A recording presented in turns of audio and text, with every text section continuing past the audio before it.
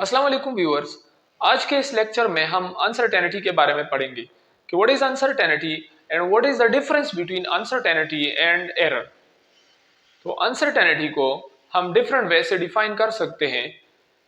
Number one है कि the quantification और magnitude of error in a measurement, कि किसी भी मेजरमेंट में कितनी एरर मौजूद है, उसकी मैग्नीट्यूड कितनी है, that is basically uncertainty.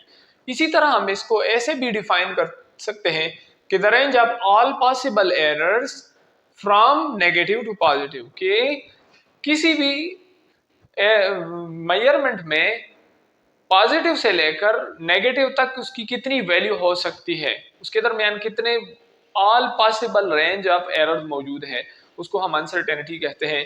For example मैं कोई एग्जांपल लेकर हूं कि मेरे पास फॉर एग्जांपल कोई वैल्यू है, जिस तरह हम लिखते हैं कि लेट सपोज कि किसी लेंथ की वैल्यू है x1, तो इसकी वैल्यू जो है वो 2.5 प्लस माइनस 0.1 सेंटीमीटर है लेट सपोज।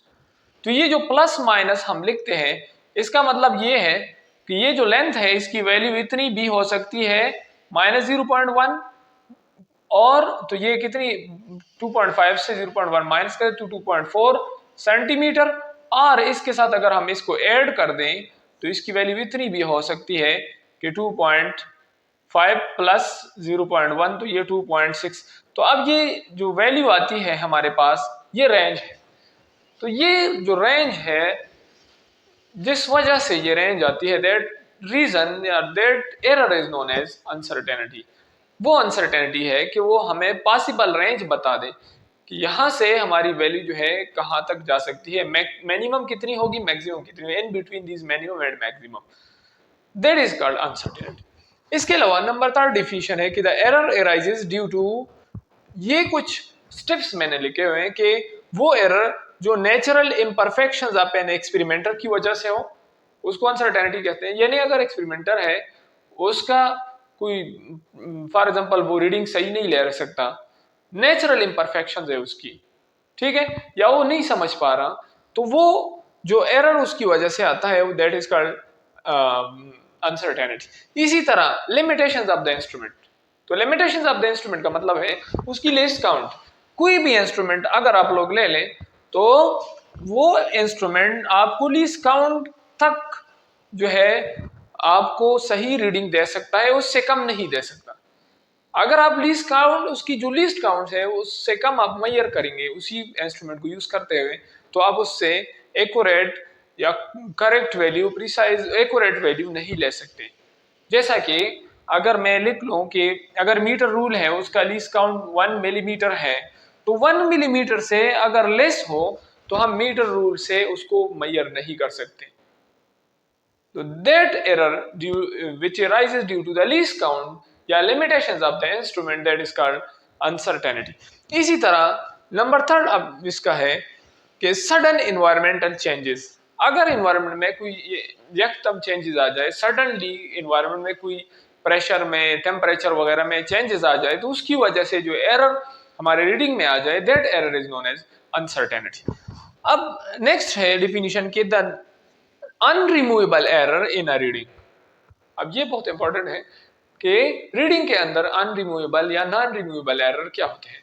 तो नॉन रिमूवेबल एरर वो एरर है जिसको हम एरर को हम मिनिमाइज तो कर सकते हैं।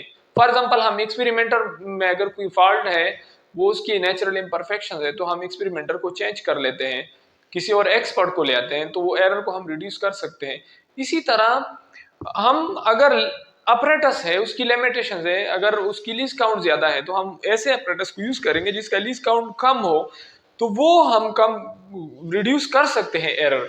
इसी तरह हम इन्वायरमेंटल कंडीशंस को भी कांस्टेंट रख के, मेंटेन रख के, कंडीशंस को इन्वायरमेंटल कंडीशन को, लेट्स सपोज हम किसी एक्सपेरिमेंट को स्टैंडर्ड टेम्परेचर एंड प्रेशर पे रखें, तो हम एरर को कम कर सकते हैं, लेकिन हम कंप्लीटली एरर को रिमूव नहीं कर सकते। तो वो जो एरर बाकी बचती है, that error is known as uncertainty. वो एरर अनसर्टेनिटी है जो कि रीडिंग में इतने सारे मेहनत के बाद भी आ जाए, तो that error is known as uncertainty. अब हम रीडिंग को कैसे लेते हैं, किसी भी इंस्ट्रूमेंट पे हम रीडिंग को कैसे लिखते हैं, कैसे लेंगे अनसर्टेनिटी के साथ। आज अभी तक जो हम पढ़ के आए हैं, तो वो उसमें हमने अनसर्टेनिटी को मेंशन नहीं किया। जिस तरह के हम किसी रीडिंग को लेते हैं, फॉर एग्जांपल मैंने कुछ रीडिंग ले ली, लेंथ को लेट सपोज कैलकुलेट की 36 सेंटीमीटर फॉर एग्जांपल, या इस तरह का, तो यहाँ पे हमने उनके साथ अभी तक ये प्लस माइनस वाला साइन नहीं लगाया था। तो आज के इस लेक्चर में हम इसको भी पढ़ेंगे कि ये प्लस माइनस साइन हम क्यों लगाते हैं। ठीक है, तो ये जब हम मेजरमेंट करते हैं तो मेजरमेंट हमारे पास जो आती है उसको हम ऐसे लिखते हैं कि बेस्ट एस्टिमेटेड वैल्यू, जो कि हमारे पास बेस्ट एस्टिमेटेड हो, जो हम एक्यूरेटली, हमारे लिहाज से एक्यूरेटली हम मेजर कर सके, रीडिंग ले सके, प्लस माइनस उसके साथ अनसर्टेनिटी है। तो अनसर्टेनिटी ज्यादा भी हो सकती है, कम भी हो सकती है, दैट डिपेंड्स अपॉन और कंडीशन, एक्सपेरिमेंटल कंडीशंस। ठीक है, तो मैंने एक एग्जांपल दी है कि लेंथ को जो है हम ऐसे लिख सकते हैं एक विद अनसर्टेनिटी। फॉर एग्जांपल ये कोई 3 सेंटीमीटर लेंथ है, ये मैंने बेस्ट एस्टिमेट लिख दी है, रीडिंग लिख दी है, जो कि हमने रीडिंग ली है इंस्ट्रूमेंट से, और ये जो प्लस माइनस 1 है, this is basically the uncertainty in that reading. तो ऑलमोस्ट ये जो वैल्यू हमारे पास आती है, ज्यादातर ये हम लीस्ट काउंट को लिखते हैं, लेकिन जरूरी नहीं है कि हर जगह जो है ये लीस्ट काउंट की ही वैल्यू हो, ये ज्यादा भी हो सकती है ये अनसर्टेनिटी लीस्ट काउंट से। ठीक है, अब एरर और अनसर्टेनिटी में क्या फर्क है?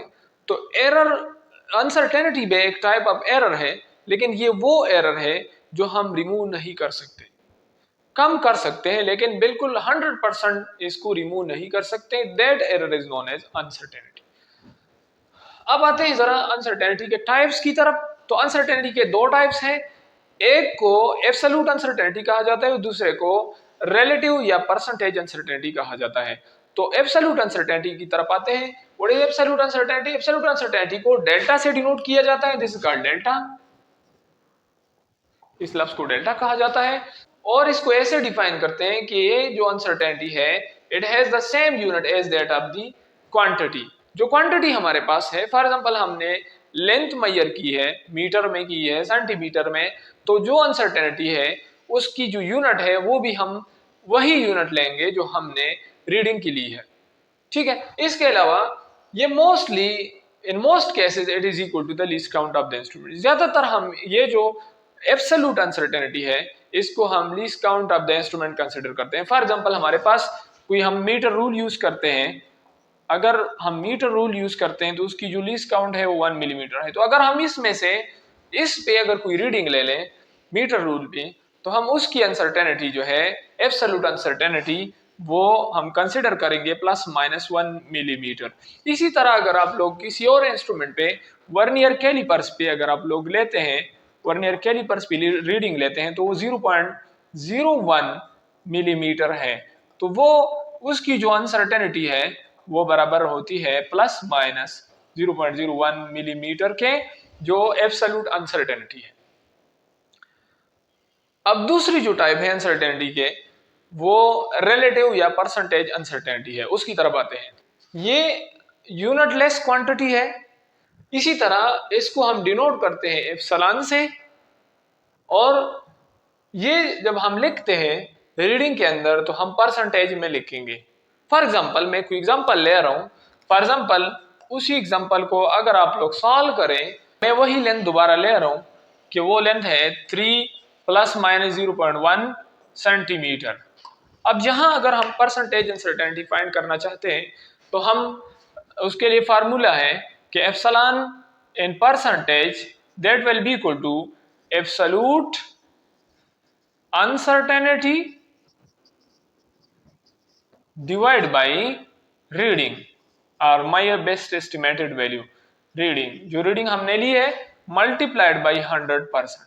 तो ये हमारे पास फार्मूला है परसेंटेज अनसर्टेनिटी को फाइंड करने के लिए, कि हम यहाँ पे वो जो अनसर्टेनिटी प्रेजेंट है किसी रीडिंग के अंदर, एब्सोल्यूट अनसर्टेनिटी, उसको डिवाइड करेंगे रीडिंग से और 100% से मल्टीप्लाई करेंगे। तो अब यहाँ पे जरा कर लेते हैं कि epsilon in percentage that will be equal to, यहाँ पे ये हमारे पास एब्सोल्यूट अनसर्टेनिटी है और ये रीडिंग है, दिस इज रीडिंग। तो यहाँ पे आप लोग पुट कर दें तो ये 0.1 डिवाइड बाई 3 मल्टीप्लाइड बाई 100%। तो यहाँ पे हमारे पास इसमें से परसेंटेज जब आप निकालते हैं तो ये 10 divide by 3 epsilon in percentage that is equal to 10% divide by 3, तो ये 3.33% वैल्यू इसमें आती है। This is basically the relative और percentage uncertainty and that reading. और अगर रिलेटिव अनसर्टेनिटी हमारे पास गिवन हो तो हम इसमें से एब्सोल्यूट भी निकाल सकते हैं बाय यूजिंग दिस फार्मूला। इस फार्मूले को यूज करते हुए आप लोग एब्सोल्यूट अनसर्टेनिटी भी निकाल सकते हैं कि आप इसको क्रॉस मल्टीप्लाई करें। इसी फार्मूले को जब आप लोग क्रॉस मल्टीप्लाई करते हैं तो आपके पास रीडिंग जो रीडिंग है multiplied by epsilon in percentage is और डिवाइड बाई 100 कर दे 100%, that will be equal to absolute uncertainty. तो आप लोग एब्सोल्यूट अनसर्टेनिटी ऐसे निकाल सकते हैं कि आप जो है क्या करें, आप उसी रीडिंग को इसी रिलेटिव अनसर्टेनिटी से मल्टीप्लाई करें और फिर 100% से डिवाइड कर दे, you will get the absolute uncertainty and that reading. यानी अगर आपके पास एब्सोल्यूट अनसर्टेनिटी गिवन ना हो, आपके पास रिलेटिव अनसर्टेनिटी गिवन हो, रीडिंग गिवन हो, तो आप लोग निकाल सकते हैं easily. Thank you for watching this video. Next video में हम इसकी अनसर्टेनिटी के जो रूल्स है कि हम एडिशन में अनसर्टेनिटी को कैसे डिफाइन करेंगे, कैसे लिखेंगे, जब हम दो क्वांटिटीज को ऐड करते हैं उसमें अगर अनसर्टेनिटी हो तो हम कैसे डिफाइन करेंगे, उसको कैसे करेंगे, सॉल्व कैसे करेंगे, या अगर दो क्वांटिटीज एक में अनसर्टेनिटी और उसको सब्ट्रैक्ट हम करना चाहें तो कैसे करेंगे। इसी तरह हम मल्टीप्लिकेशन और डिवीजन में अनसर्टेनिटी को कैसे रिप्रेजेंट करेंगे।